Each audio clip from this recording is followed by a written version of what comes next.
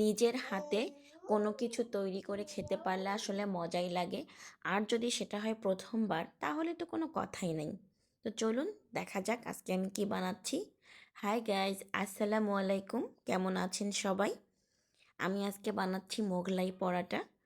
মোগলাই পরাটা বানানোর জন্য আমি প্রথমে একটা বোলে একটু ময়দা নিছি, তার মধ্যে সামান্য একটু লবণ দিয়ে দিছি, তারপর একটু তেল দিয়ে এটাকে মাখাই নেব। দেখেন, আমি এটাকে মাখাচ্ছি, একটু ভালোভাবে মাখাইতে হবে। তারপর এখানে আমি আস্তে আস্তে পানি দিয়ে দিয়ে হচ্ছে একটা হচ্ছে পরাটার ডোটা বানাই নিব। পানিটা কিন্তু আমি অল্প অল্প করেই দিব, আর এটা হচ্ছে নর্মাল পানি, কোনো গরম পানি না। পানিটা দিয়ে আমি এটাকে সুন্দর করে মথে একটা পরাটার ডো বানাই নিব। একটু চিপে চিপে করতে হবে যেন নরম হয়। আসলে পরাটার ডো যেরকম হয় সেরকমই হবে। আমি কখনো মোগলাই পরাটা বানাই নাই, আজকে প্রথম। এই দেখেন, আমার ডোটা প্রায় তৈরি হয়ে আসছে। তো হাত দিয়ে আমি এরকম গোল গোল করে নিলাম।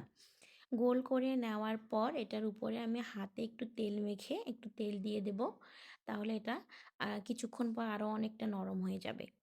তারপর একটা পাতলা কাপড় ভিজায়ে আমি এটার উপর দিয়ে ঢেকে দেব, দিয়ে কিছুক্ষণের জন্য রেখে দেব।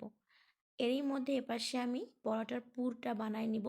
এখানে মরিচ কুচি, পেঁয়াজ কুচি, আর একটু ধনেপাতা কুচি, লবণ আর জিরার গুঁড়া আমি দিছি। এখানে কেউ চাট মশলাও ইউজ করতে পারেন।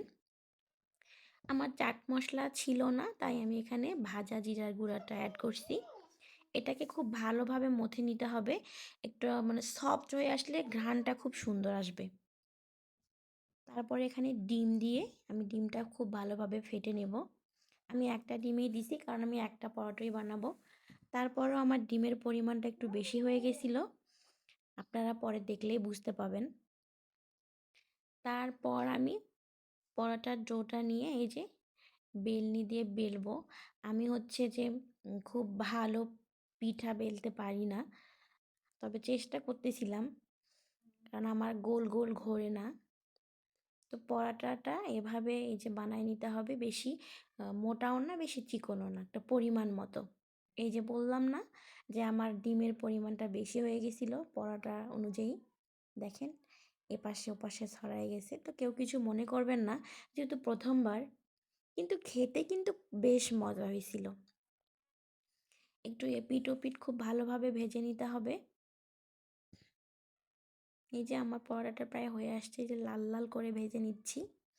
এটা ভেজে নিয়ে যাওয়ার সঙ্গে সঙ্গে আমার মেয়ে হাম হাম শুরু করে দিছে, খাবে খাবে।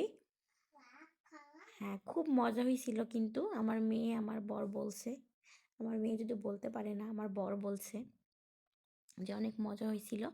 তারপরে যে এভাবে আমি কেটে নিচ্ছি পিস পিস করে। এখন শুধু খাওয়ার পালা, ব্যাস রেডি।